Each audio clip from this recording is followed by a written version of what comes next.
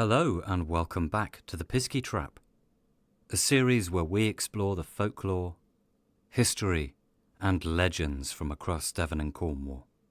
Lovely to be back again. Hope you've all had a good couple of weeks.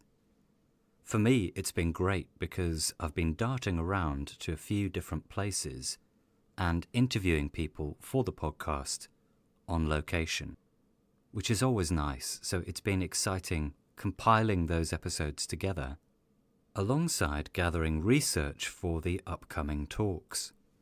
So, for those of you who aren't already aware, this spring I'm going to be delivering a live talk exploring tales and traditions of Cornish Piskies, which I'll be taking to a few different venues across Cornwall, starting at the Polly in Falmouth on the 23rd of April.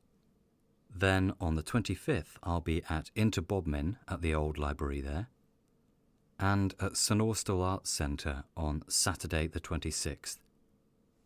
I've popped links to those events in the show notes for more information and how to book. Some other exciting news is that I'll be teaming up with the Cornish bird, the wonderful Elizabeth Dale, to deliver a talk called Ghosts on the Coast, exploring ghostly stories from around the Cornish coastline. And that's going to be at Port Eliot on the 4th of May as part of their Mystery and History Conference, a new weekend event where you can catch a wide range of talks by some brilliant folklorists, writers, historians, and, of course, podcasters. And again, I've popped a link in the show notes where you can find out more. Okay then, let's crack on with the episode. Those of you who've been listening and following the series might recall that back in December, I put together an episode consisting of some spooky stories for the festive season. And in that episode, I told a story which had been written down by Robert Hunt in the 1800s that comes from South East Cornwall and is often known as Dando and His Dogs. It comes from local stories and traditions around this character, a priest, who's often known or referred to as Dando. The main story about him is often linked with a particular place in the River Liner, known as the Dandy Hole. In fact, I took a trip down that way a few months back as part of the research for a previous talk, and I ended up having a wander along the banks of the river, trying to get as close as possible to this site so that I could get some pictures for the talk. And that was great because the landscape there around Cheviot Woods and along the river itself is really beautiful. Anyway, a few weeks back, I'd been getting in touch with a few folk about the podcast and ended up having a phone chat with Coco Brown, senior tour guide at Port Eliot Estate over in St Germans. And we got on to talking about Dando and the local stories and how it's all connected to the estate and the surrounding landscape. And I was very kindly invited to go over to Port Eliot and chat in person about the local tales, as well as the history and stories from the estate. So, of course, I was immediately excited about this idea and said, yes, please. And about a week or so after that, I headed over to Port Eliot. In this episode, then, you're going to be hearing extracts from my chat with Coco Brown. And also, they were kind enough to let me tag along for one of the tours, so you'll be hearing extracts from that as well.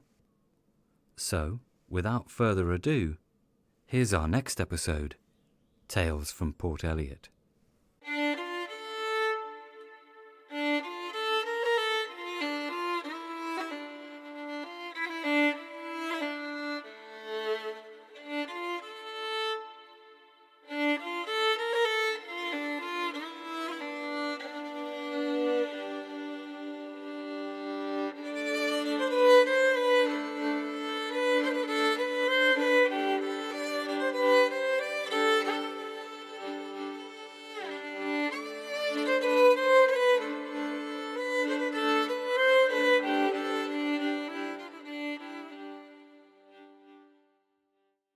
The priory fronts the river, now called, as above noted, Port Eliot.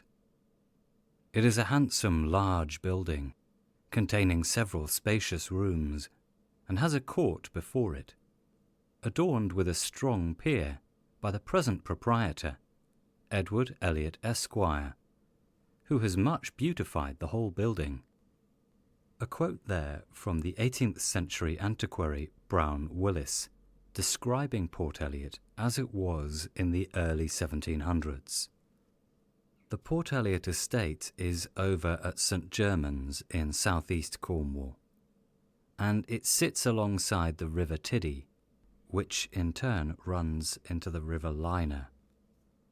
And it's a site that seems to have been occupied for a very long time. There was a medieval priory here from the 12th century up until the dissolution, when the estate passed to the Champollion family, who then sold it to John Eliot, a gentleman and merchant from Plymouth in the 1560s, and it's remained within the Eliot family ever since. There are some fascinating stories connected with the estate, perhaps most famously the tale of Dando, a local priest. Robert Hunt writes, "In the neighbourhood of the lovely village of St Germans formerly lived a priest connected with the old priory church of this parish, whose life does not appear to have been quite consistent with his vows. So Dando is described as this sinful priest. And in the stories he's connected with the old priory at St Germans, where Port Eliot is now. There are also tales of ghosts that are said to haunt the estate. And I've even heard a story about a phantom monk that once appeared during a picnic and startled all of the guests. As you can imagine, I was keen to find out more about the folklore and also to delve deeper into the history of Port Eliot itself. On what turned out to be a lovely sunny day a few weeks back, I hopped on the train to St Germans and popped into Port Eliot, where I was met by Coco Brown, tour guide at the estate, and also had the chance to meet Lady Bianca. So at the outset, I have to say a big thank you to both Lady Bianca and to Coco for inviting me in and for their hospitality. I then sat down with Coco and began by asking about some of the history of the priory, and particularly the stories surrounding this character of Dando.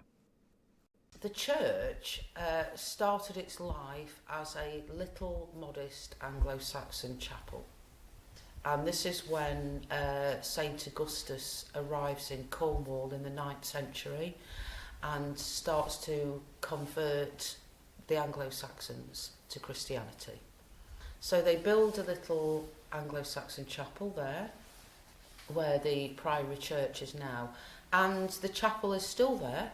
It's just sandwiched between those two pillars now. And so the church started life with quite humble beginnings. However, it evolved over time.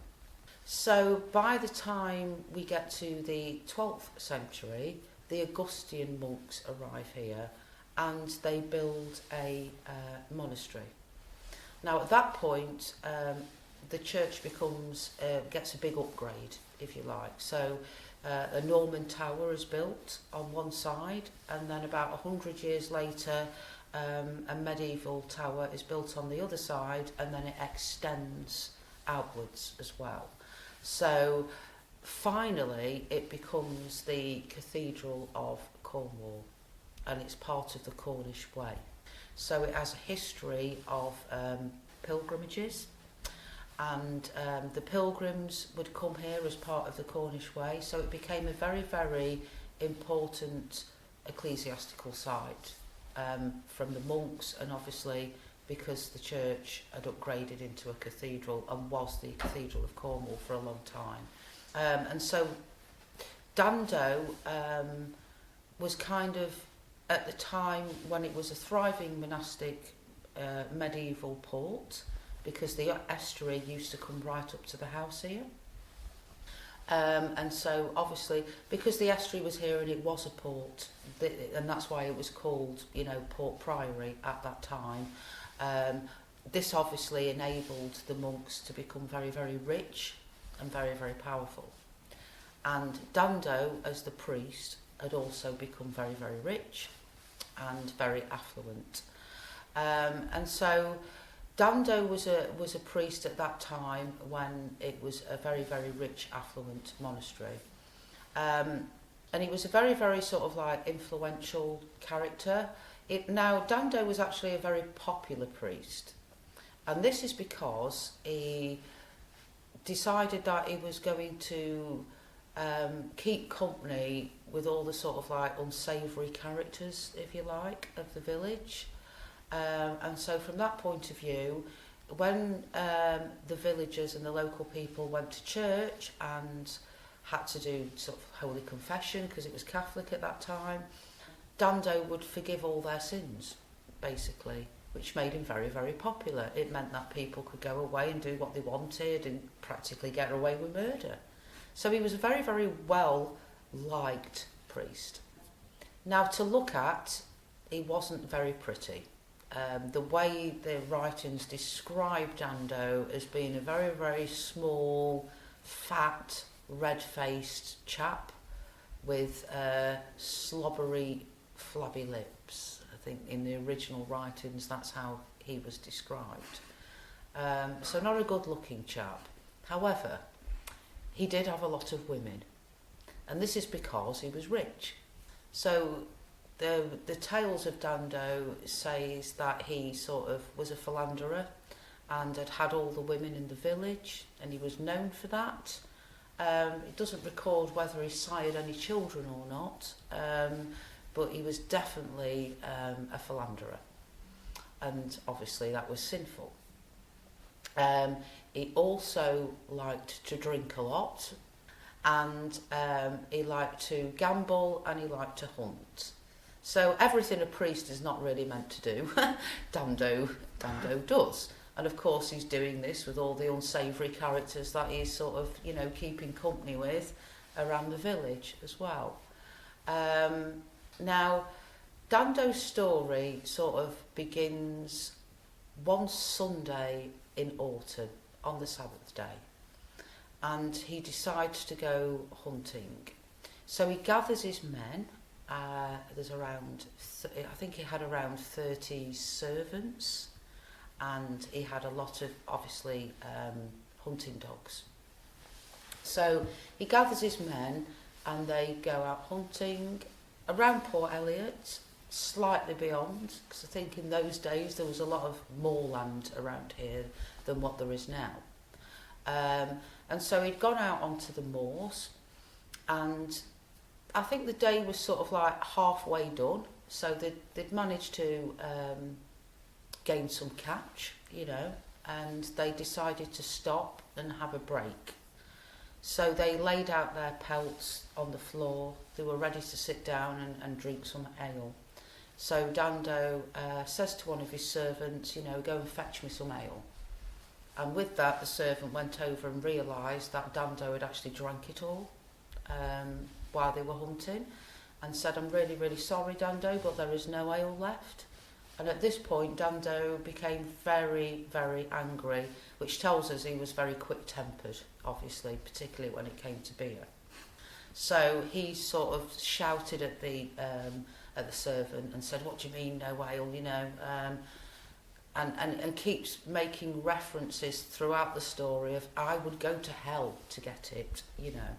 So while they were hunting, this dark sort of stranger sort of rides past them very, very slowly and silently, and goes to the front of the hunting party and rides with them, but he's at the front and he doesn't turn round and he doesn't say a word.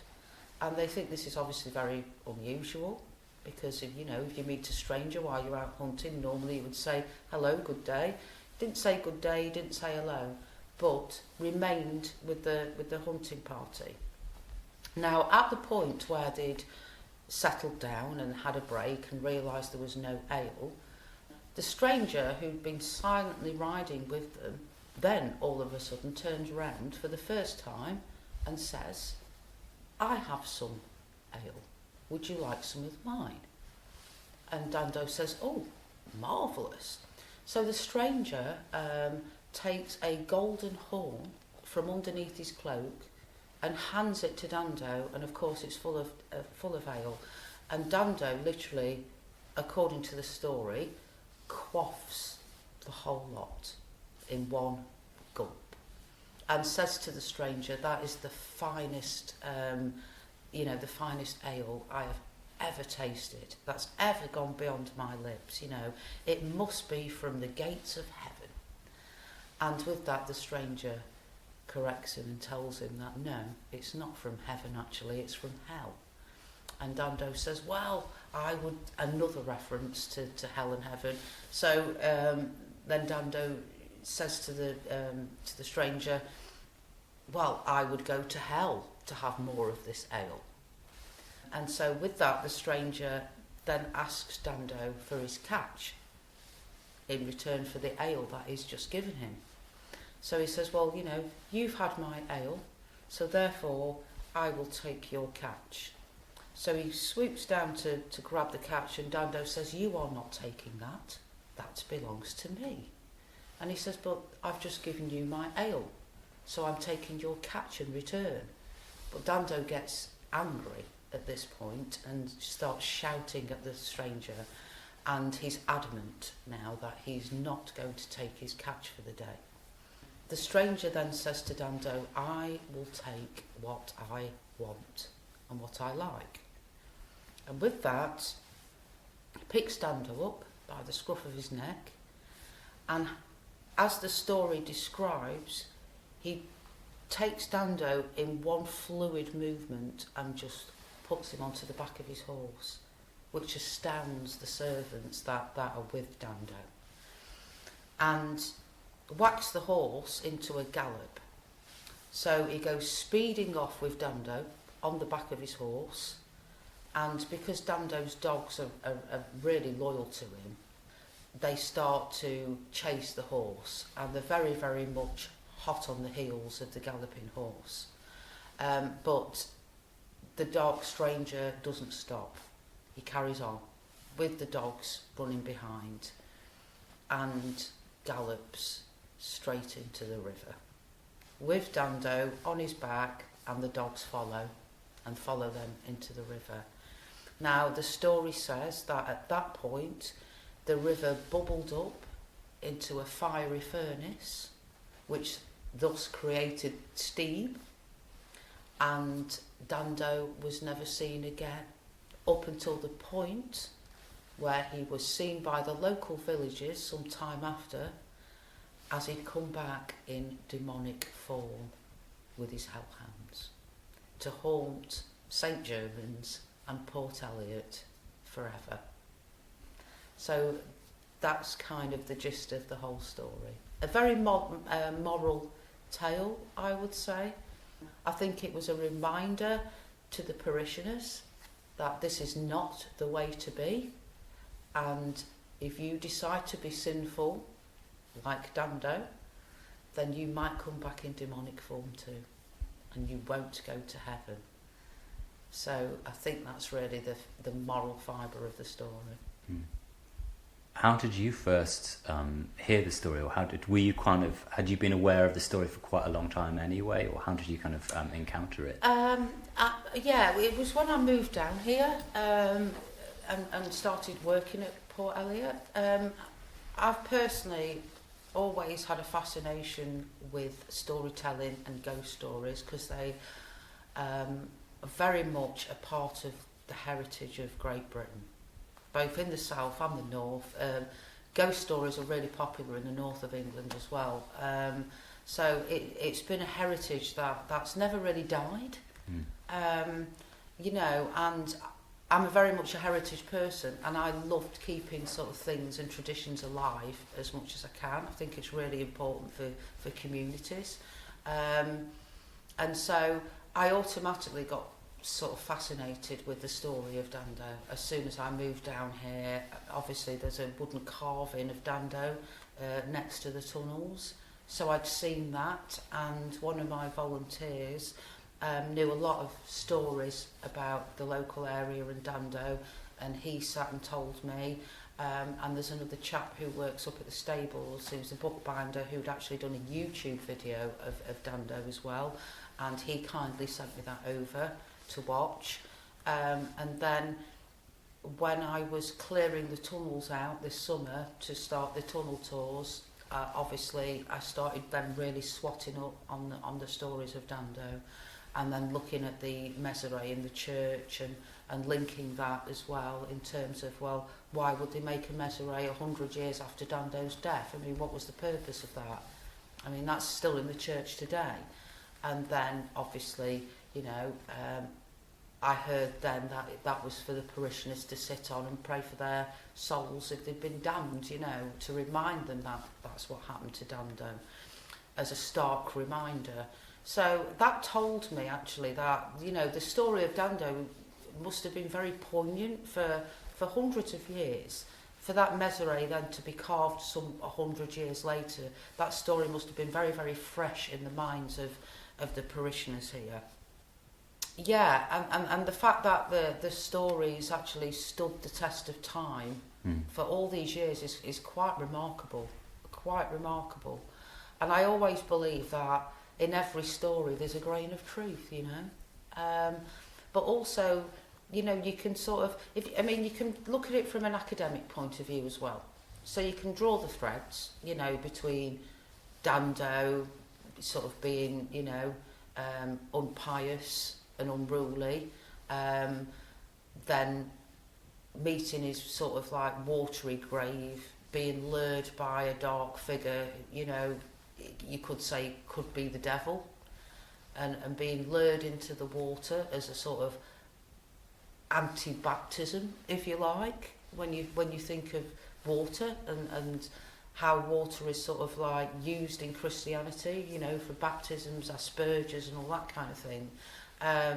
It's almost like an anti-baptism that he ended up in the estuary, you know, and then resurrected as this sort of demonic figure. You know, you can draw threads right through Christianity, almost like an antichrist. Christ was baptised in water, which gave him the spiritual life, then became a spiritual teacher, and then obviously was resurrected after his death. Whereas with the Dando story, he's ended his life in the water. The water's turned into fiery flames of hell, and he's been resurrected, but he's been resurrected as a demonic figure.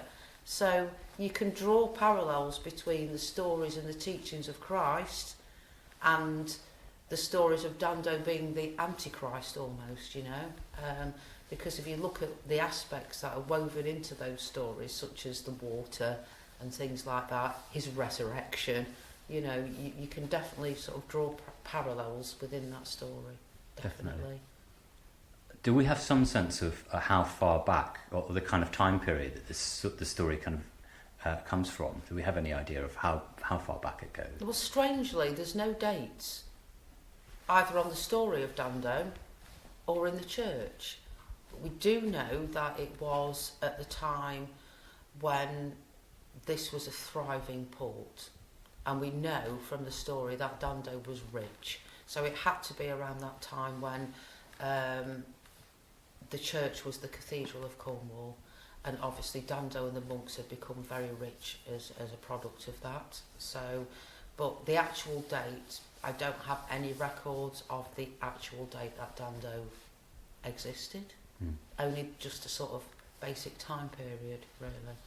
Do you say that the carving is 14th century or something like that? Yeah. So we could surmise it was 100 years before that, judging the original story of Dando. There has been other stories told of Dando that have come later, so the language has been modernised slightly for modern audiences so they can understand the story of Dando a little better. But unfortunately what happens then is that some things kind of lose their poignancy and meaning when you sort of translate it to modern English from Old English. Things get left out, bits get left out. They'll tailor it to the audience at the time. So I always like to go back to the sort of original sources, and actually when I did realise that they had actually missed a bit out about Dando, and that the part where he was really popular in the village, that was conveniently left out of the second story to almost sort of dehumanise him even more, if you like, you know. Maybe they didn't like to repeat the fact that he was a popular guy in the village, you know, a popular priest in the village. Maybe they didn't want the later parishioners or anybody that was, you know, listening to the story of Dando or reading it, they might not wanted them to know that. But the original story is very, very much, you know, how Dando was liked in the village, because he let them get away with murder. But in a way, I think you're absolutely right in that things can get lost, because having those things in the story makes Dando more human and more 3D, if you like, less of a two-dimensional villain from the outset character, if you like. Yeah. I think he was more of a anti-hero kind of character from the story. You know, the way they've described Dando at the beginning of the story conjured up images for me as a reader that he was kind of almost like a lovable rogue sort of character, more than this awful man that did these awful things, because then that conjures up images that he was hated in the village and he wasn't very liked. And yes, he did do things that annoyed people, undoubtedly, but predominantly, and then the original story states this right from the start, that Dando was a liked man and very popular in the village. So later on, that bit was conveniently taken out. The story around Dando kind of culminates in a sort of like, I guess, a version of what you call a wild hunt sort of motif and a ghost story along those lines. But I get the sense that sort of ghost stories that have become kind of caught up with the Dando legend is still kind of alive and well here in one form or another. It sounds like there's still, am I right in thinking that there's still things being reported now that are either connected with Dando or from when this place was an Augustinian priory? Yes, definitely. And I think part of the reason for that actually is the Mezeray. Because it is a carved chair telling the story of Dando. It's in the church today. And I think that helps to keep the story alive, because it's a tangible thing. You know, it's something that people can go into the church and look at and think about the story of Dando, think about why the chair was made in the first place and for what reasons. And I think that all sort of helps to keep the story of Dando alive, rather than it just being a tale or a local tale of the village. You know, the fact that that chair is still in the church, the fact that somebody had taken time to carve that beautiful chair, the fact that it's been preserved for so many years does help to keep the story alive of Dando. And also eyewitness accounts, and the fact that, you know, the Dando story has been published several times as well. And the monk story that we were talking about earlier, about the monk turning up during a children's picnic here at Port Eliot, that story got published as well. And obviously we've got local people, you know, like Tom O'Reilly and his father before him, Kevin O'Reilly, who were the bookbinders here at Port Eliot, preserved the book of the story of Dando, and I've got it onto YouTube and all that kind of thing. Yes, of course, it all helps to, you know, keep that story alive. The servants that have worked at Port Eliot throughout the years, their children who occasionally came to work with them would spend their childhoods, you know, playing hide and seek in the servants' basement, and very, very young children. And they used to come back sometimes and tell their mum and their mums and dads, oh yeah, we've just seen Dando, or I've just spoken to Dando. And these children were too young to know the story of Dando, and yet they did. And I think that just compounds the story even more and keeps the story alive even more, because the parents then go away and tell other people that their children have seen Dando or have spoke to Dando. So yes, Dando is a very, very almost, well, because he was a real man as well, and I think that just adds to it too. He was a priest at the Priory Church. He did exist. He wasn't a figment of somebody's imagination, you know. So I think that also helps to keep the story alive. Also, it sort of has a very, very sort of like Christian, it's definitely got sort of like Christian threads running through that story as well. And over the years, maybe not now in our times, but I would say certainly up until, you know, the Edwardian times, when people were still religiously going to church every Sunday, the story of Dando would have been kept alive through worship as well, because there were so many Christian threads running through the story. It's almost like you could use Dando as an example of what, you know, what evil is, or you know, what the devil is. I can imagine over the years that Dando was a very handy story to tell by the priests, to give an example of the paradoxical between, you know, the goodness of Christ and the evilness of Dando, if you like. Yeah. You know. So I think all of those aspects have helped to keep the story of Dando alive for years and years. Yeah. Hundreds of years.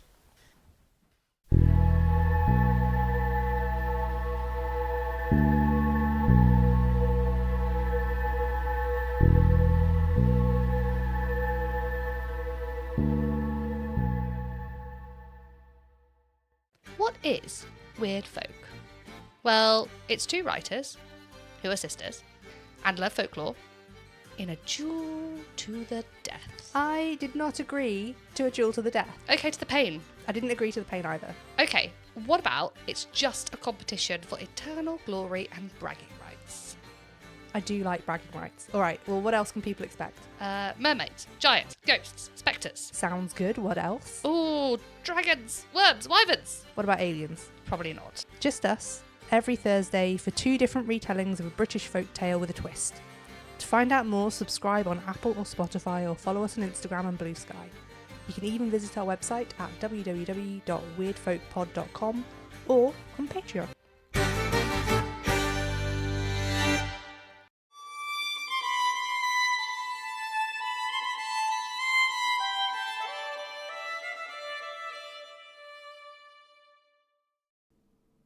After our chat around the subject of Dando, I was then invited to join one of the afternoon tours of the house, which I highly recommend doing if you get chance, as it's such a fascinating and beautiful place, and has this fantastic array of artwork from over the centuries, along with a whole range of amazing objects too.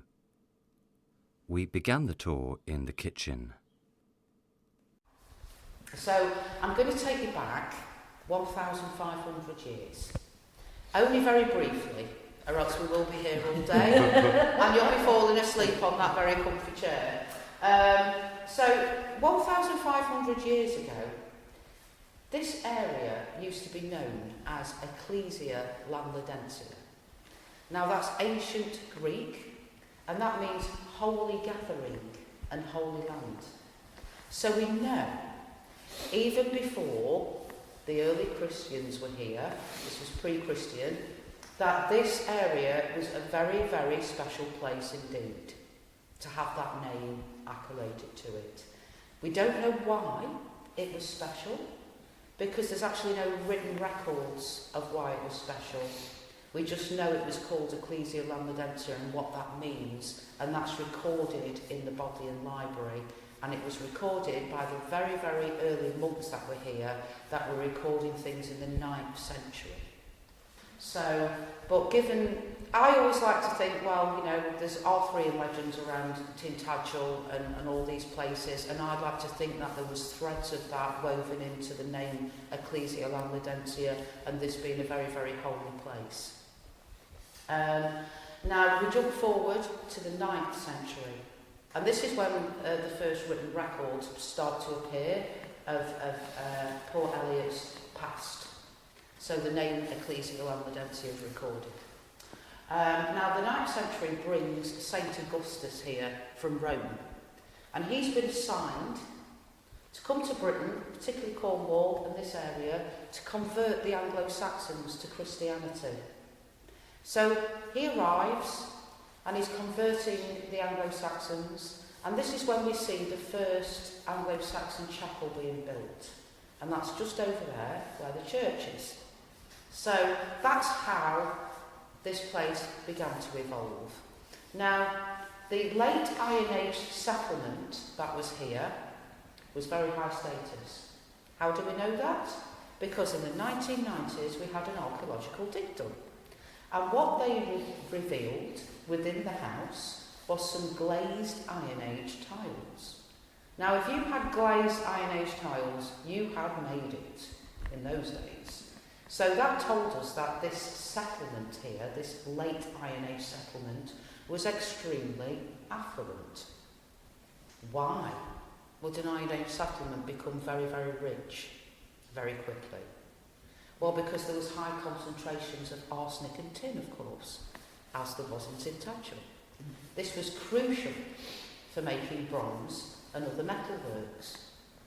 And I've given that the estuary just was here, very, very close to the house, and I'll show you the painting in a minute of that. This enabled these early settlements, the Bronze Age settlements and the Iron Age settlements, to become very, very rich. And that was reflected in the glazed tiles that we found. So we know that there was an Iron Age settlement here. Now we jump forward to the 12th century. Now by this time, obviously, the Anglo-Saxons had been and gone, but they'd been Christianised, and this is when we're in the Norman period. And so the Augustine monks arrive, an order en masse, and they build a monastery here. Now that remained here until Henry VIII's Reformation period. Now at that time the name changed from Ecclesia Languedensia to Port Priory, and it was known as Port Priory right up until the destruction of the monastery. Was that monastery actually here? Yes. So basically we get to the 12th century, the Augustine monks arrive here en masse and they build a monastery here, and it's called Port Priory. Now the name changes as well of the village that grew up around this place, and that changed to St Germans, and that was accoladed from another Roman ecclesiastical leader called St Germanus, and that's where the name St Germans comes from as well. Now from the 12th century onwards, it becomes a thriving medieval monastic port, because it is a port. So I'll just show you this painting here. So this is the estuary, and you can see how close it comes to the house. Now the ha-ha, which is this, is still there. So when you walk round this path here, there's a 4-foot drop on the other side, and this is this section here, and that's still there today. So that's why it was always known as a port. So you would have goods coming up here as well.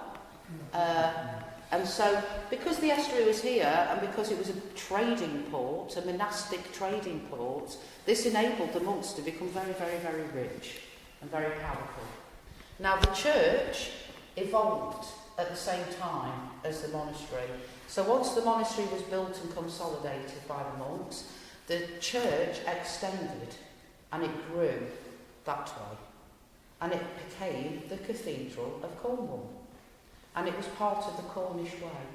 So pilgrims came here from all over Britain. Now we have found a marker stone in the woods up there, and that would have been the route for the pilgrims. And they put these marker stones down just to guide them in the right direction. And there is a Knights Templar cross carved into it. So we know the Knights Templar were here, and of course they would have been here to protect the pilgrims and the monks as well. And there's an old ancient cobbled road that came from the estuary, that went up to the church and around the monastery. Over time that evolved and it got changed into tunnels. So we have ancient monastic tunnels here as well. So the history is absolutely fascinating. Now, after Henry VIII, this is when the Eliots start to appear. Now, they started their life as rich merchants from Devon. And they were in the courts of Henry VIII and Elizabeth I. Now, it was Elizabeth I who said to the Eliots, why don't you, set about and purchase this land? Now, some of the lands were granted by Elizabeth I, and they were granted for the Eliots to be able to purchase them, and they did. So they purchased the lands during the Elizabethan reign, and they set about building their first house here. Now, the house wasn't literally built on top of the monastic foundations, it was built around it. And I'll be showing you some of the monastic foundations, because a lot of them actually do still survive today. And when we're going around, I'll show you a few surprises. So the Eliots arrive and they set about building their first home, which is more or less a 45 Tudor manor house, which is what we see here. So this is the original Tudor house. The front overlooks the estuary here. So the front of the house was always here, right up until the 18th century. So it remained that way for a very, very long time. So the Eliots arrived, the estuary was there, they built their Tudor home, and it practically more or less stayed like that for hundreds of years. It wasn't until we get to the 18th century when a lot of money comes into the Eliot family via a marriage, and I'll go a bit more into that when we get upstairs into the staterooms. Now, modifications were being made in the 17th century by Richard Eliot because he was a very astute, business-like kind of guy, and he recognised that all their country cousins, if you like, up and down the country, were approaching their houses by a horseback. Now, the Eliots weren't at that point. They were leaving their house and coming back via a boat.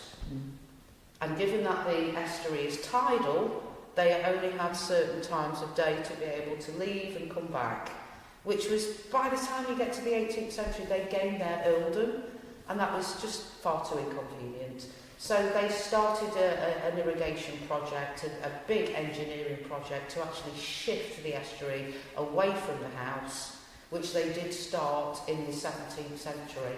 Now, there's all sorts of stories woven into that as well, because they also believed that the reason, part of the reason of the estuary being moved was because there was actually a lot of treasures here that was still here, that had been hidden and safeguarded from Henry VIII during the Reformation period.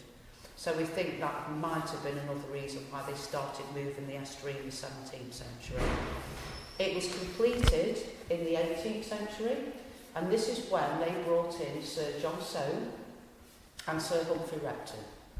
Now, Sir John Soane was an architect, very famous architect, and Humphrey Repton was a landscape architect, akin to Capability Brown, but he focused all of his attention on the south of England. And he set about then creating this beautiful parkland that we see today. And Sir John Soane came in and he made a lot of alterations to the house. So he moved, eventually he moved the front of the house to the side, but he was here for a very long time, did a lot of work here. Now, Sir John Soane was actually working on their London residence at the time, which was 11 Downing Street. So 11 Downing Street was the Eliot London residence then. So he was actually doing that, and they said to him, well, why don't you... Downing Street, as in Yes, as in next door to 10 Downing Street, belonged to the Eliots. Yeah. And it was them who got Sir John Soane in to redesign it. So I'll be showing you some of John Soane's work as we go around the house. So that's when all the alterations were made. Now the wealth started to increase as well for the earls by the time we get to the 18th century, and a lot of modifications happen, and this is one of them as well in the kitchen. So by the time we get to the early 19th century, the staff have increased tenfold. So they built this whole block here to accommodate their growing staff and servants, and this kitchen was part of it. So this is the latest addition to the house. Now the courtyard, like you've just gone through now, where the office is, they were all the servants' living quarters. Now the Elliots made sure, and when we go down to the servants' basement you'll see as well, the Elliots made sure that every single staff that lived here had the same view as them. That's quite remarkable. Like you'll see, these windows, and as we go along, they all had beautiful views of the parkland, because the Elliots recognised that light, a connection to nature and sunlight were good for your mental well-being, and it was very important for the Elliots that they ensured that their servants were happy working here and that their children after them would be happy. Very, very forward-thinking people as a family, and they were very, very modern as well, actually. And I'll tell you a bit more about the Elliots when we go upstairs, and you'll be very, very, very surprised at what they actually achieved in their lives. But yeah, so all these windows were designed to look out to the park so the servants could enjoy the sunlight and connect to nature, which was very, very important.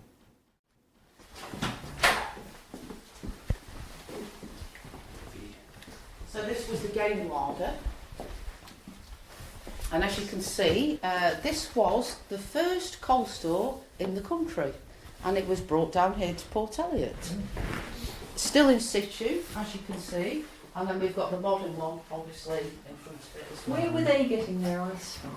Because we've been to Lanhydrock and they were bringing their ice on the train. They would have had an ice house here, but we suspect it was somewhere over there, and obviously because when Repton came in and did the parkland and the estuary was irrigated, we think that they might have relocated it, but nobody's ever found the ice house, but we think there must have been one here somewhere, but we don't know where. Now, there is 2 time capsules here, so I'm going to take you into one of them. And this is the copper room. Ooh, no.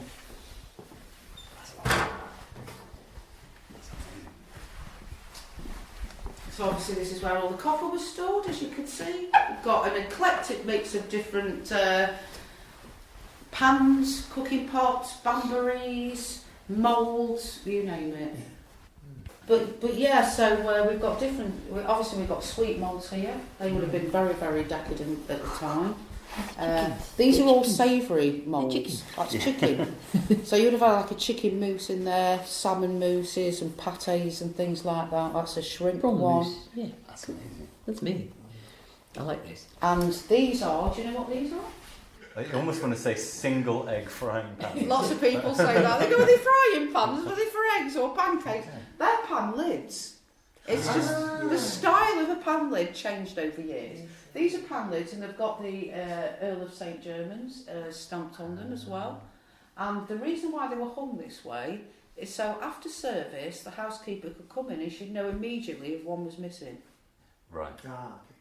So it was a very ingenious way of spotting whether one was missing, because in a household like this, you would think that things would go missing occasionally, wouldn't you? Especially with the day workers that were coming in just to work for the day and then going home. So I'm going to take you now into the servants' basement. So it's a very, very Downton Abbey kind of tour this is. But while we're going... Oh yes, you'll see all sorts of quirky things as you're walking around. These are all the Eliot collections over the years. Do you know, incidentally, why they painted the walls blue in kitchens? Can't remember. No. Either you know, but I can't remember. It was to detract from insects. Blue is a poisonous colour to insects, and they won't come in. Yeah.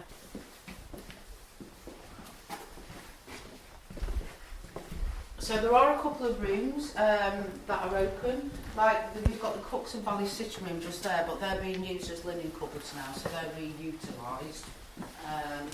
These corridors are spacious. Yes, Yeah. they are. And yet these corridors are ways for the servants to move around without interrupting what's going on in the center of the house. Yes, and they're very much the engine rooms. So there's a step here, so just mind the step. So I'm going to take you into the butler's pantry.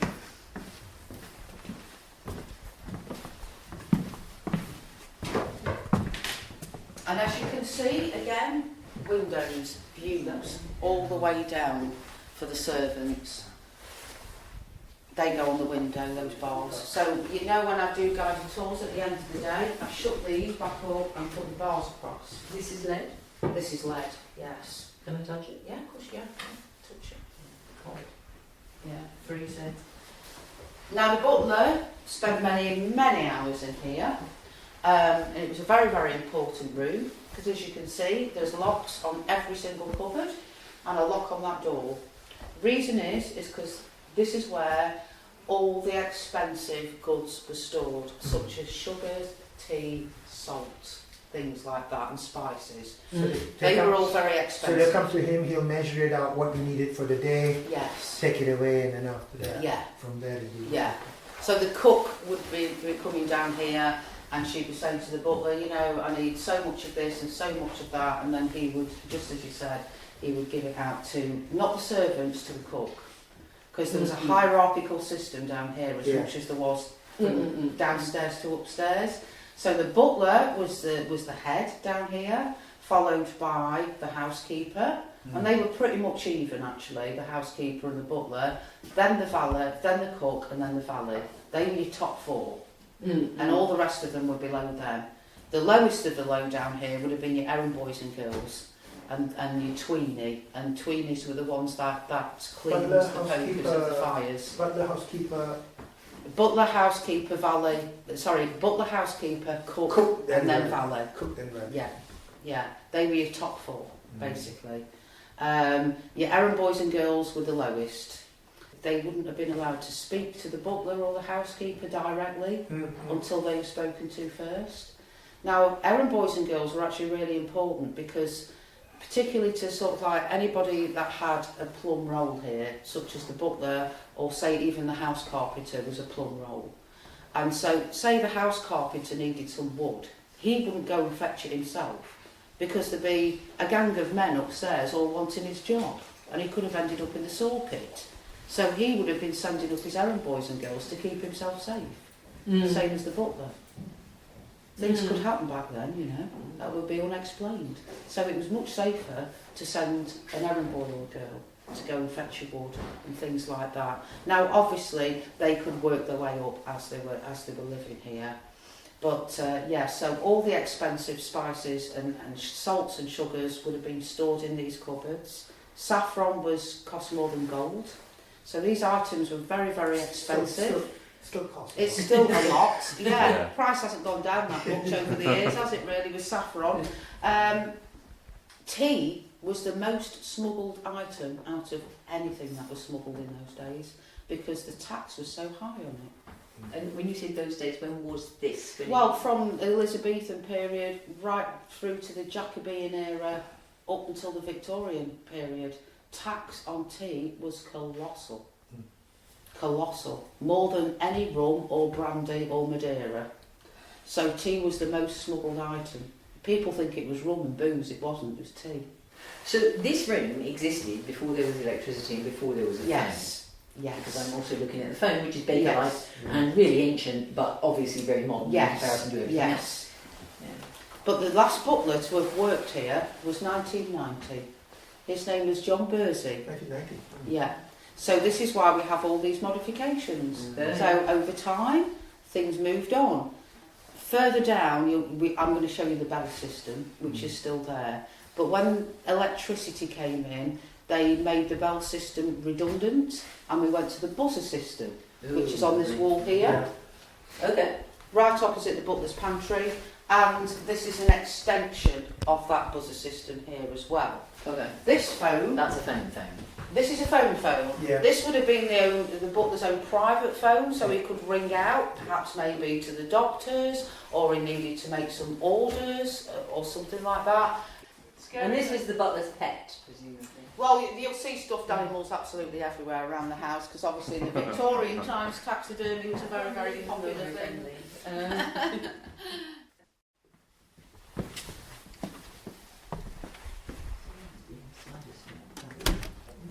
So here we have the bell system, as you can see, very Downton Abbey. Yes. Lady St John's sitting. Now, have you noticed, because we think that most servants couldn't read or write back then, so how would they know which bell was ringing for what room? And they wouldn't keep running back here either to have a look, because they'd be up there, they'd be up there. So they're all different sizes? Different sound. Yes. They're built in different sizes, so Yes. different tones. Yes. So all the bells are all different sizes. Yeah, of course you can. Thank you. This is what I'm saying, we're a working house. So, all the bells are different sizes. So they each had a different ringtone. Now, given that these bells would have been ringing often during the daytime, it wouldn't have actually taken them that long to differentiate the tones of bells. Because you wouldn't keep running back here to have a look. You'd just automatically hear the bell and you'd go. That's a lot So of we have tones. to keep modernising things. It would take me a little while to learn those tones. I was wondering, if you're more important in the house, do you get a bigger Yeah, I bell? think you're right. I'm just going to shut this because the guys are just doing this is the servants' hall, but the guys are just in there doing. Sorry, I'm just going to shut this door too. Yeah. Sorry. I've just been here speaking to the ghost. Have you? Did you come and say hello? Yeah. Oh. Do you know which one it was? Having a conversation with him, and he asked me what year it was, and I said 2025. He thought I said 1825. Oh. So it must have been an old one. It must have been an old one. It's all right. We all talk to the ghost round here. Right, so I'm going to take you into the housekeeper's sitting room. So if you just mind this step. So this is the housekeeper's sitting room. Again, beautiful views out into the garden. And as you can see, this is a really lovely room. Nice and big, airy, light, for her to be sitting and doing her sewing and things like that. Now, can you remember when I told you in the kitchen about the monastery? Mm-hmm. And how the house was actually built around the monastery? Of course they did save some things to remind them and their descendants that indeed there was a monastery here. And when Sir John Soane came in, he made a secret door. Oh. So that's an early 13th century monastic lancet window. In situ, and I'll just point something out to you here. See the thickness of this wall? This is the outside wall of the refectory of the monastery, and this goes all the way up as well, up to the staterooms. So this is the extension, or that's the extension? This is the extension. This is the extension. Yeah, so we're effectively underneath the monastery here. This would have been where all the brewery rooms were. And then upstairs was the refectory of the monastery. So effectively, you are standing inside of the monastery. And this is the outside. And now there's glass windows. Well, no, the glass was put glass in was put in later. later. Yes. So they wouldn't have had glass in when these were first built. Now there are two more windows here, and I'll show you them when we go back around.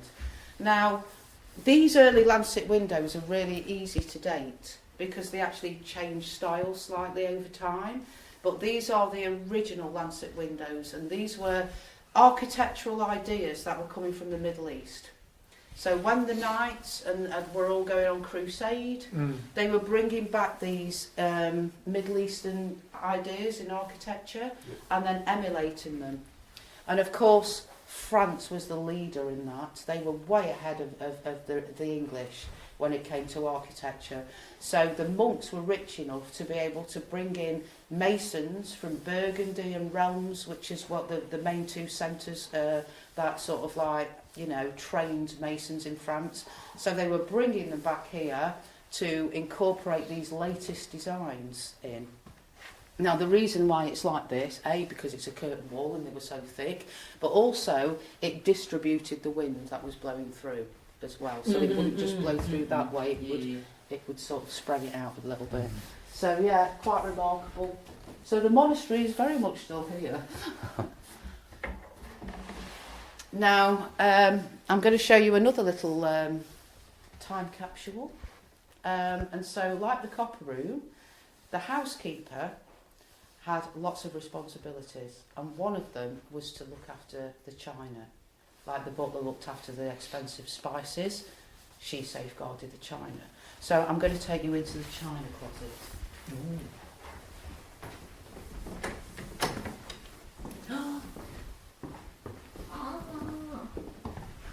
Wow.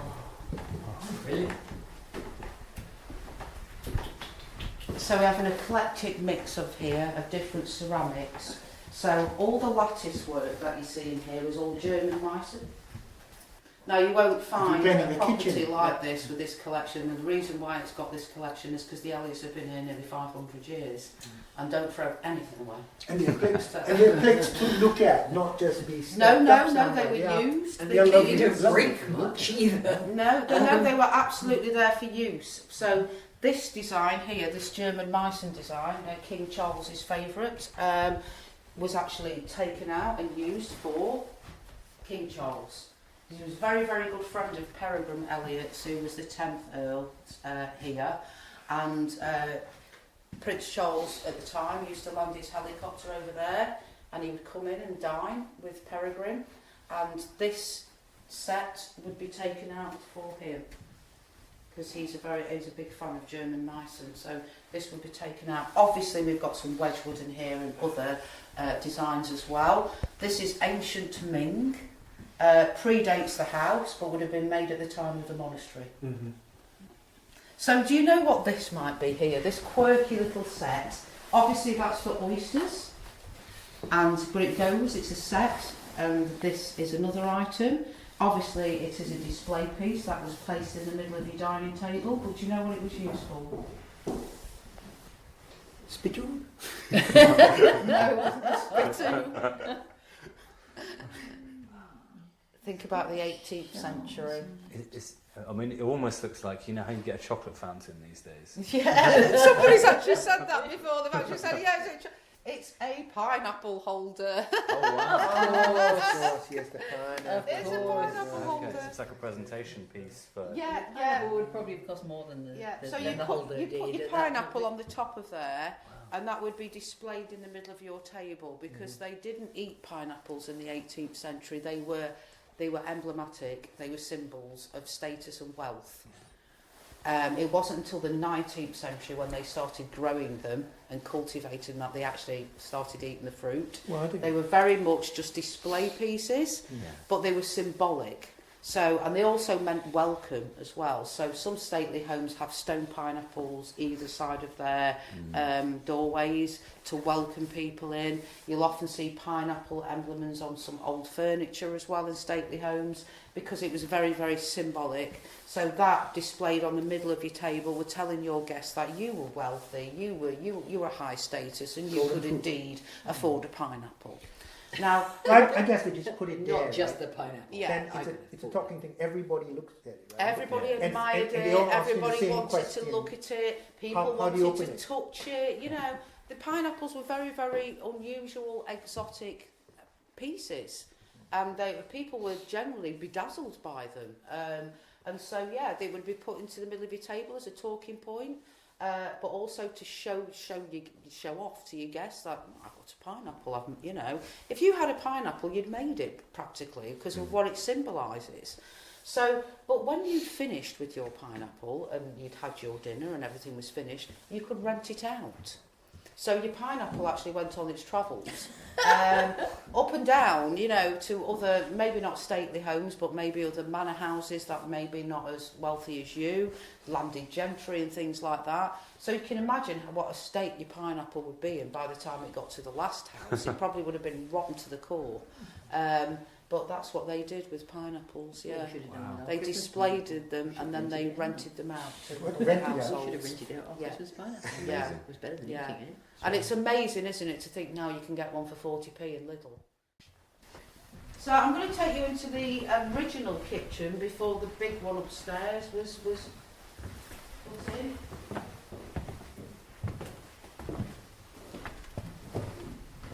Much smaller, as you can see. But this kitchen was still being used even when that one was implemented, because all the skilled workers would have been down here using this kitchen, and this is a great example of that. So these are pewter fruit moulds, but they're not as they seem. What they did was they used to say they would make like a peared jelly or a lemon jelly or a plum jelly, and they'd pop the peared jelly in the orange mould and they'd line it with orange, and they would do the same with the lemon. So they could put an orange peared in there and then line it with lemon, and that was to fool you guess what they were eating. So it was very Heston Blumenthal. Okay. And this was to create entertainment around your table, like the pineapple to a certain degree. When your guests were fooled what they were eating, that was a conversation trigger, a laughter trigger. But also, as in every household like this, everything was a show of status, and this was to show your guests that indeed you could afford these skilled workers Fancy. to be able to do Fancy food. fancy food. But also entertainment and an aspect of theatrics about it as well. And there was always an aspect of theatrics when you had guests for your meals, because that was your main form of entertainment. And of course you wanted your guests to go away being dazzled and entertained, and so they would talk about it afterwards. So it all added to your own sort of prestige as a family. These are butter stampers to create nice little pretty patterns in your butter.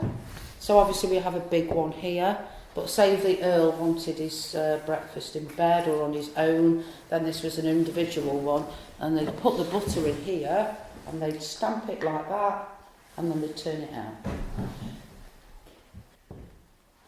When Sir John Soane was here, he also got into designing interior furniture as well, because he believed that the aristocracy had no taste. So he started designing his own things while he was here. And this is one of them. So Sir John Soane had a hand in designing this, and we know this because he's put this on the front of it with his famous Greek key design on the front here. Now there's no reason or rhyme that should be there, apart from Sir John Soane wanted us to know that he'd had a hand in designing So it. anytime I see this type of design somewhere, there's a chance that he had an influence. Yeah, because Sir John Soane was very, very much a neoclassical designer, and so he took the ancient Greek key design, which is what it's called, and re-established it, really, if you like. And if you look at these patterns here, these are very, very much, these are very much Sir John Soane. And when we go upstairs in the saloon, in one of the rooms he designed, the mirrors have got exactly the same design on them. So there's continuity throughout the whole house in terms of John Soane design. All the things in here were what the skilled workers did in here. So these are ice cream makers as well. Got big ones and smaller ones Like here. a potato ricer or something along Yeah, those lines. yeah. And a mincer and things like that, yeah. So the intricate work would have been done in here. It's fancy moulds again as well. Yeah, more fancy ones.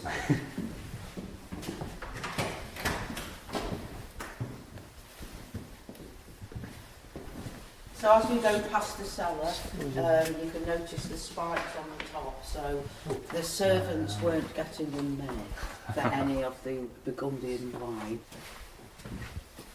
Oh, we're back at it. Right. And we're back round here, and as you can see, these two other lancet windows are just here, look.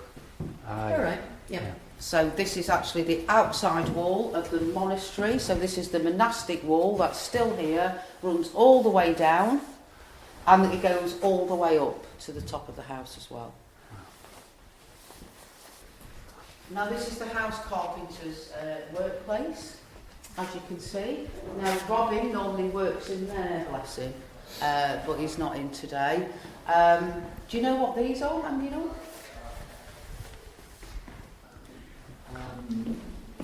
I think I would hazard, possibly, that thing there with the shape on it is the shaping.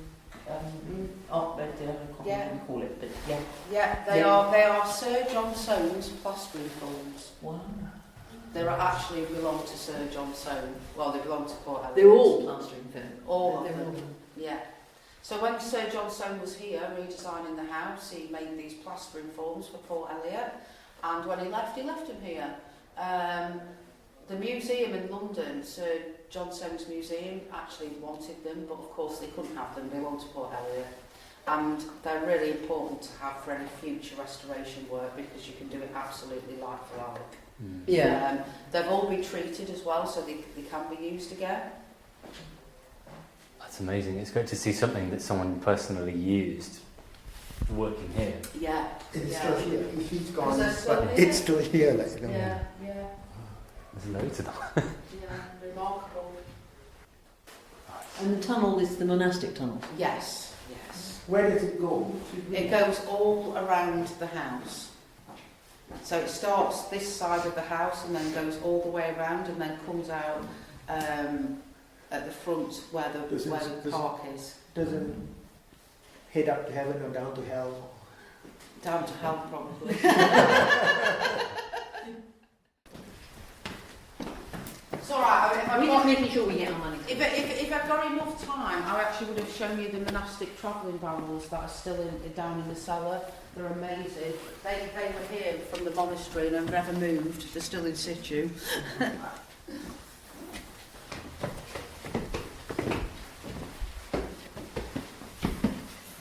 Now it hasn't now, and it's perfectly safe. But when this was originally done, this was called arsenic green because they used arsenic. And interestingly enough, when you were saying, I'll just bring you in here anyway.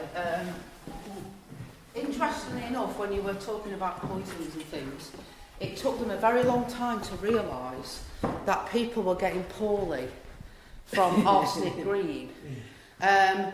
Because when you put arsenic and make the colour green, there actually is no modern pigment that matches the vibrance of arsenic green, not even today. Yeah. But because of what was happening was that they were using it on the walls, and because these places, get damp, they were causing the damp spores to come out and become airborne, and the arsenic poison was in the damp spores. So they were breathing it in, and of course their illnesses were a long progressive illness, which meant that they didn't know that the arsenic was actually causing them to be really ill because it was a slow progression. It was only when the French actors who actually dyed their theatrical clothes green that was going directly onto the skin, and they were obviously getting ill much quicker, that the alarm was raised that it was the arsenic that was causing these illnesses. So eventually they stopped using the arsenic in the green when they realised it was making people ill. But there is no green colour today, not even in modern times, that matches the vibrance of what the arsenic green was. Obviously that's faded over time and the arsenic's not there anymore, I can assure you. But yeah, so it's very interesting with poisons and things. It took them a while to realise what was causing it. So I'm going to bring you into the round room. If you'd like to just stay on the red carpet for me. So the family uses these rooms now? Yes, so all these rooms are still being used. You come in, light the fire over there, the children often come in here, well they're 20 now, they're not children anymore, but they hang out in here and play the guitar and things like that, and occasionally we come in here. The staff here, we are kind of all an extended part of the family, so we do socialise together and things like that as well, which is really lovely. But yes, this is an incredible room. So originally this room was much lower, and it was actually the dormitory of the monastery. But when Sir John Soane came in, he extended it upwards at least 6 feet to incorporate this domed ceiling, which is designed by Sir John Soane with his famous Greek key design. The only ceiling like this in the country is actually in the John Soane Museum in London, but it's on a much smaller scale than this in his offices. And that Sir John Soane and Humphrey Rector were here at the same time, they did argue a little bit as well, but they did often try and complement each other's work. They had very different views on architecture. And this was to incorporate these big windows that overlooked the newly built Repton Park. So the mural that you see on the walls was painted by an artist called Robert Lenkiewicz, and he was a very famous artist in Plymouth. Peregrine knew him as well. So basically the story goes that this room has been used as a family junk room for about 100 years, and it was wall to ceiling full of things, and Peregrine decided to clear it all out. And then he was left with these blank walls, so he met Robert in Plymouth and asked him to come and paint this mural. They're very, very significant people. So he gave Robert a brief, and he wanted Robert to depict everybody that, you know, family members, descendants, people that worked here, staff, and everybody really that was associated with the estate. Memories. Peregrine's memories. Robert Lenkiewicz. We're actually doing a talk soon on him in here, which is going to be really immersive. He called it the riddle mural, but we don't know what the riddle is, basically. Nobody's kind of figured that one out. But it has a defined theme to it of good and evil, and it's all about basically the condition of man, interwoven with the people that worked here and lived here. There's family secrets sort of threaded through it in a very abstract kind of way. This is John Bursey, so he was the last butler to have worked here, who retired in 1990. This is Robert Lenkiewicz reflected in the mirror here. Oh, okay, right. This is Kevin O'Reilly. So he was a bookbinder here, and his son is Tom O'Reilly, is now the bookbinder here. I think it was Tom who walked you down. It was, yeah. So that's his father on the wall there. And on his back is the ghost called Dando. Okay. In his demonic form. Now Dando was the legendary ghost here, basically, and Kevin found the book of Dando in the Port Eliot library, and he rebound it, and that's the book that he's holding now. And because he sort of revived Dando, Robert's painted Dando on his back. The chair that he's sitting on is a meseret with the tale of Dando on it and how he became a demonic ghost with his hellhounds. That is still in the church today. It's a 14th century carved oak chair telling the story of Dando. It was carved about 100 years after the man died, because he was actually a real man, and that is still in the church today, which is quite remarkable. These are all family and friends and things like that. This tells a very destructive story of Peregrine's divorce from Jaquetta. That's Jaquetta up there. There's interwoven secrets within that sort of... And he's looking very distressed, or somebody's looking very distressed. That's Peregrine, the 10th Earl, up there, yeah. And over here we've got, obviously, dragons with the Port Eliot Library made up of the body of the dragon. Over here we've got another dragon with the body made up of all the soft furnishings, and the copper pots and pans and all sorts of things that belong to the Eliots. And actually, interesting enough, he's painted them in the hell side.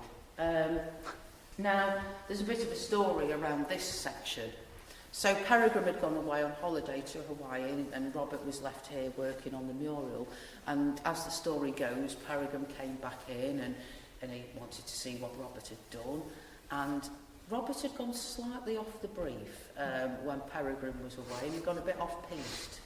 So he decided to paint his mistresses on this wall, Robert's mistresses. Peregrine wasn't very happy with that, and they had a bit of a quarrel. So a picture of his mistresses. Right, yes, okay. which had nothing to do with the estate. Yeah.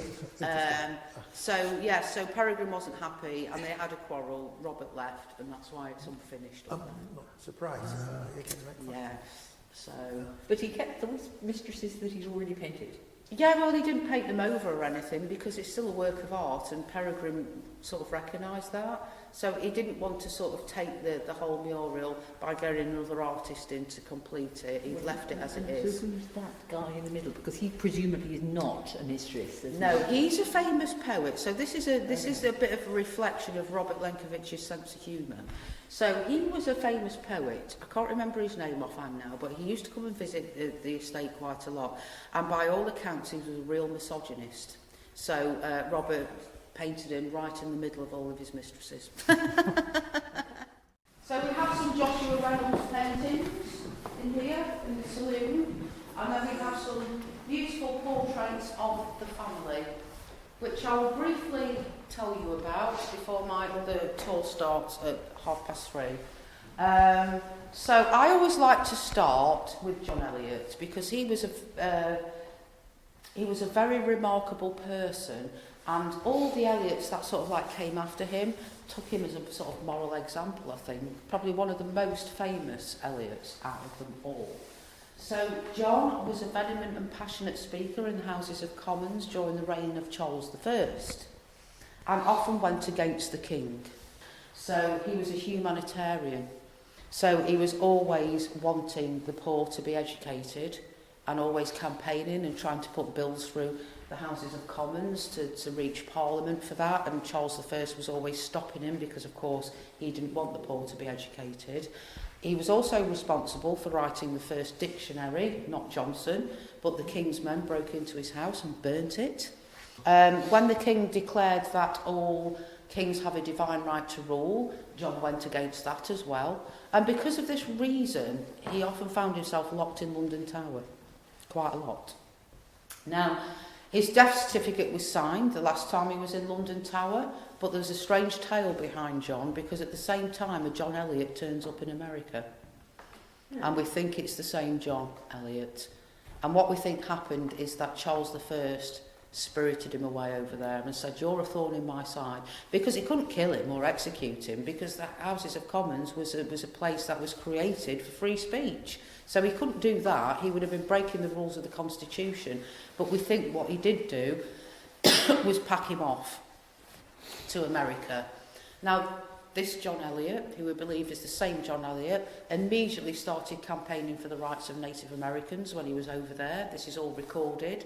And John Eliot's crest, interestingly enough, is in Harvard University, because he also helped to found Harvard. And now we know he was a big educational supporter. Harvard University. And he also put a clause into the constitution of Harvard University saying that all Native American Indians have a right to be educated there. So he was very, very much a man of all times, was John. And all the Eliots that came after him sort of took him as a sort of moral compass. So we get to Edward James Eliot here with a claret jacket on. He was married to William Pitt the Elder's daughter. Now, and he was the Prime Minister at the time. Now, she sadly died in childbirth, and his daughter only lasted 5 days after her. And he was absolutely grief-stricken, I mean, almost suicidal. So William Pitt said to him, "Go to London, get involved with something." So he did, and he got involved with a group called the Clapham Sect. Now, within that group was William Wilberforce. He's famous for abolishing slavery. So Edward got involved in that movement with William Wilberforce, and his role within the abolition movement was to try and push the bills through Parliament to get the abolition movement going. So he was a big part in the abolition of the slave trade. And the Eliots did not make their money out of the slave trade at all, and resigned from the East India Company when it became corrupt. They were very, very anti anything like that because of Edward, really, but mainly because of John, because he set the precedents. So we get to Harriet Eliot here. She is a very interesting lady because she was the one responsible for bringing the money into the Eliot family, enabling Sir John Soane to come in and Humphrey Repton. She had a huge dowry, but she was illegitimate. Her mother was a famous dancer called Hester Sandlow. She was known as the first British ballerina and the first woman in Britain to write choreography. She was a superstar of the Haymarket and Drury Lane in London. That was her mum. And she had a dalliance with a chap called James Craggs. And his father had made a fortune out of the South Sea bubble. Now that was slavery. But his son, James, the younger, kind of distanced himself from that because he was best friends with the famous poet Alexander Pope. So he was very much a bohemian type, liked to hang out in theatres and with all the artists and things. And he had a dalliance with Hester Santlow, and as a result, she got pregnant with Harriet here. Now, even though Harriet was born illegitimate because they never married, the Craggs family took her to their bosom and completely accepted her as one of the Craggs, even though, you know, they were never married. And in those days, illegitimacy was quite a frowned upon thing.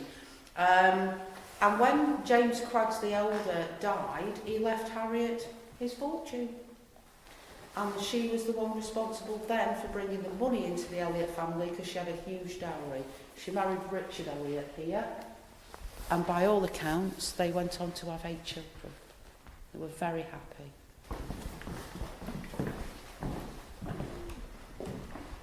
So this was designed by Sir John Soane. And these mirrors, as you can see, are the original John Soane mirrors. Oh, right, The yeah. same design which was on the range downstairs. Now this was the refectory of the monastery. This was one long room before John Soane came in and partitioned it off. Now this wall here is the monastic wall that goes downstairs, which I showed you. And you'll see the thickness of it here. Yeah. And when Sir John Soane came in, this wall was actually leaning.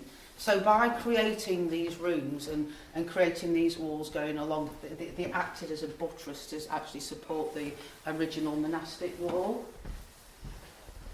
Now these paintings are all Joshua Reynolds. So this one here is called Love Holding Hope. And at the time that would have been very poignant. This is another one of Harriet here. But this is by Joshua Reynolds. It's so much more superior depiction of Harriet than the one in there.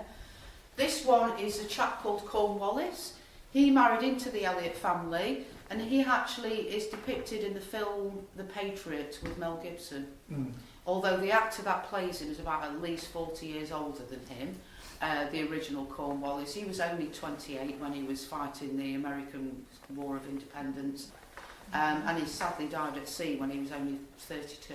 So, you know, he died a young man, sadly. So when I watched the film, I was really confused because I was looking for the young man and he was middle-aged. And yeah, bit of a mismatch in type and casting. So I always like to end the tour with this painting because this is a Joshua Reynolds and it is very, very rare. Do you know why it might be rare? The reason it's rare is because it's extremely informal. You know, it was very fashionable in those days to be poised and starched on any portraiture. But Joshua Reynolds was very good friends with the family. And I think he wanted to depict that within this painting, his closeness to them, because it's very informal. It's almost like a modern snapshot. So we've got Harriet and Richard here. Harriet's in brown. Richard's in brown. Harriet's in her favourite silver. Now they're much older now and they've had all their children. And this is their son Edward in the middle. Now he's just become First Lord Eliot. So they're looking on him very proudly. And this is his sister on this side with her husband and their children. And as you can see, her husband is giving the little girl a piggyback and the son is actually tugging on his jacket because he wants to turn. You'd never get that in 18th century portraiture, ever. It's so informal and very rare, but again, I think it's because Natural. Joshua Reynolds was a good friend of the family and they were just very relaxed and were willing for him to depict him in that way. But it's a scene of family success and happiness. And I think for an illegitimate girl like Harriet to be a daughter of a dancer, I think she'd done very, very incredibly well. So I'm going to end the tour there. I really, really hope you've enjoyed it. Thank you very much. Thank you so much. Yeah, thank you. So that was my trip over to Port Eliot. Again, a big thank you to Coco Brown, to Lady Bianca, and everyone at the estate for inviting me and taking the time to chat. I hope you enjoyed the episode and you found it interesting. As always, if you have any questions or any thoughts, then please feel free to drop me a line. You can email me at thepiskietrap@gmail.com or drop me a line on Instagram, Facebook, or Blue Sky. If that's sparked your interest and you'd like to know more or visit Port Eliot yourself, they offer a range of different tours, including ones that explore the monastic tunnels as well. So I've popped a link in the show notes where you can find out more information. That's it from me. We'll be back again in a couple of weeks. In the meantime, take care and thanks for listening. The Piskie Trap is written and presented by me, Keith Wallace, with music by Elizabeth Westcott and artwork by Caris Harrington.